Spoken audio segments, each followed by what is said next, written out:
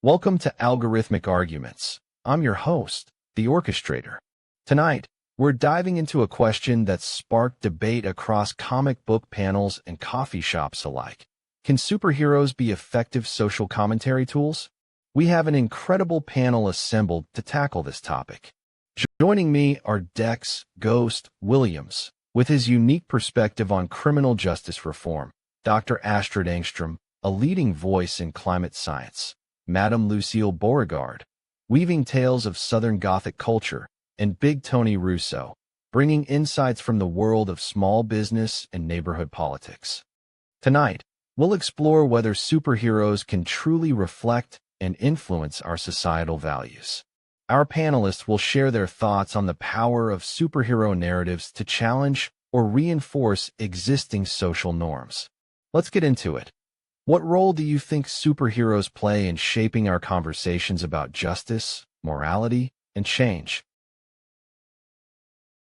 Let me be real with you, superheroes can indeed be a powerful tool for social commentary.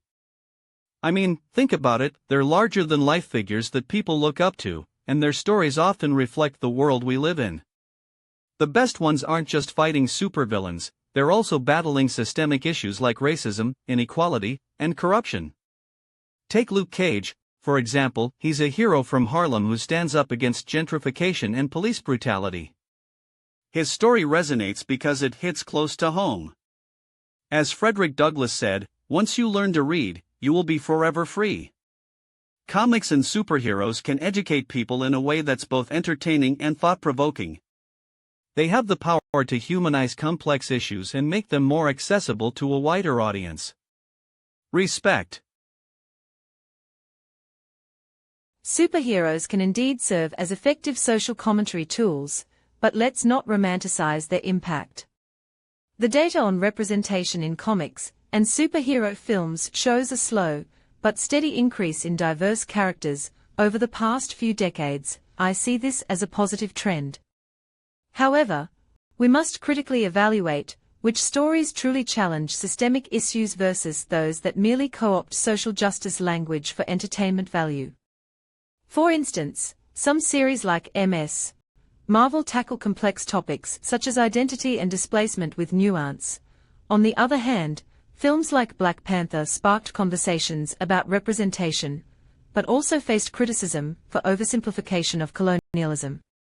The power of superheroes lies not in their cape-wearing heroes, but in how creators use these characters to reflect and critique societal norms. We should analyze this intersection thoughtfully. Dr. Engstrom's reference to Ms. Marvel and the Black Panther as examples of nuanced social commentary is noted, but ensure we stay grounded in the broader implications for societal change.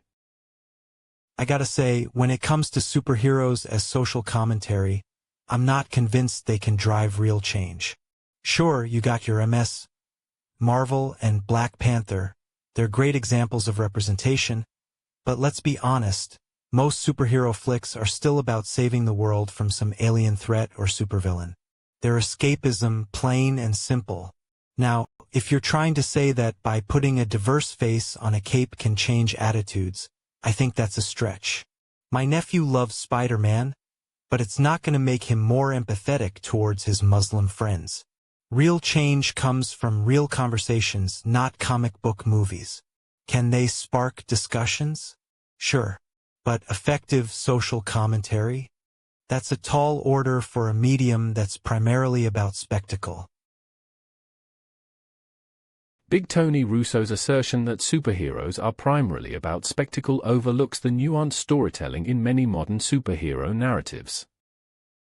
Well, sugar, I declare that the notion of superheroes being mere spectacle is as flat as a failed soufflé at my annual Halloween gala. Big Tony Russo may think he's got it right, but bless his heart, he's only looking at the surface level. The truth is, many modern superhero narratives have tackled complex social issues with remarkable nuance. Take, for instance, the character of Luke Cage and how he addressed systemic racism and gentrification in Harlem. Or consider Black Panther's exploration of colonialism, identity, and what it means to wield power responsibly. In this house, where the whispers of our ancestors still linger, I've seen firsthand how storytelling can be a powerful tool for commentary. Elijah, my resident ghost, would agree with me. He bangs on the shutters whenever I discuss social justice. Now, you won't believe this, but superheroes have been using their platforms to critique society and inspire change for decades. It's high time we acknowledge their impact. As we pivot into our next round, I'm still reeling from Dr. Engstrom's assertion that superhero narratives are inherently conservative, reinforcing the status quo rather than challenging it.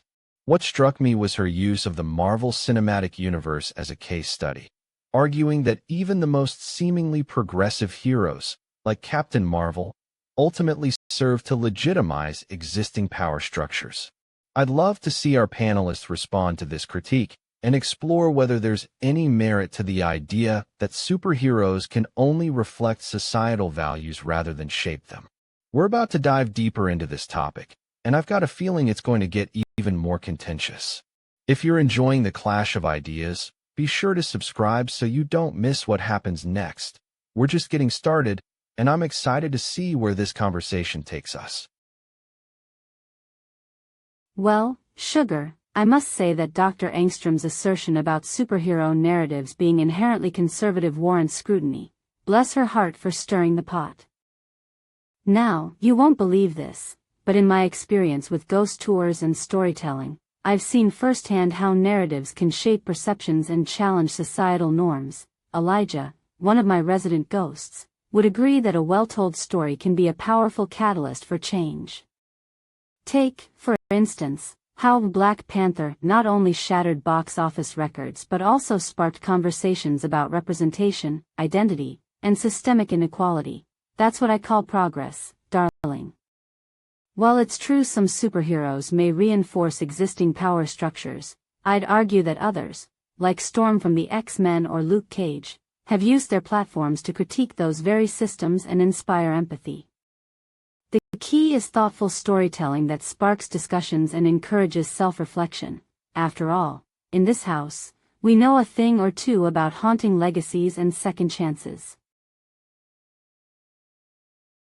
Let me be real with you, I think superheroes can be a powerful tool for social commentary when done right. Growing up in East Baltimore, I've seen my fair share of struggle and injustice. Comics like Luke Cage and The Watchmen showed me that heroes don't have to be perfect, they can reflect the complexity of our world. But here's the thing, it's not just about the characters, it's about who's telling the story and why. When creators from diverse backgrounds get a chance to shape these narratives, that's when superheroes can truly spark meaningful conversations about systemic issues like racism, inequality, and justice reform. I've been where that leads, the streets, the cells, the struggle for redemption. Respect. Superheroes can indeed serve as powerful vehicles for social commentary. Consider how iconic characters like Superman and Captain America have been used to address issues of identity, power dynamics, and societal responsibility. In my own work on climate change, I've seen firsthand the impact that compelling narratives can have on public perception. The superhero genre offers a unique platform for exploring complex social issues in an engaging way. For instance, Watchmen's deconstruction of heroism and Alan Moore's V for Vendetta tackling fascism demonstrate how superheroes can provoke thought and spark conversation about pressing concerns. By leveraging the symbolic power of these characters, creators can make pointed commentary that resonates with diverse audiences, the strategy worth exploring in our own advocacy efforts. The data on narrative influence is clear.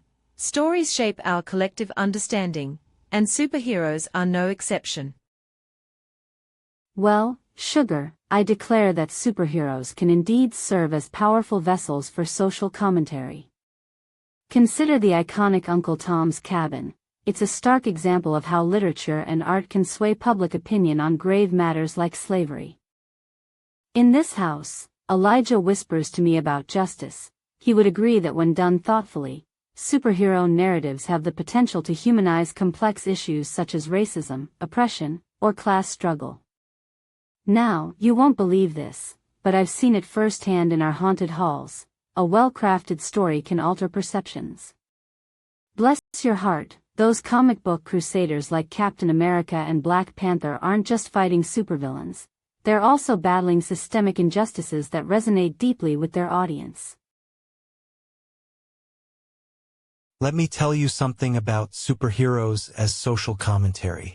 I've seen some stuff in my neighborhood, and I think these characters can definitely get people talking about the issues that matter.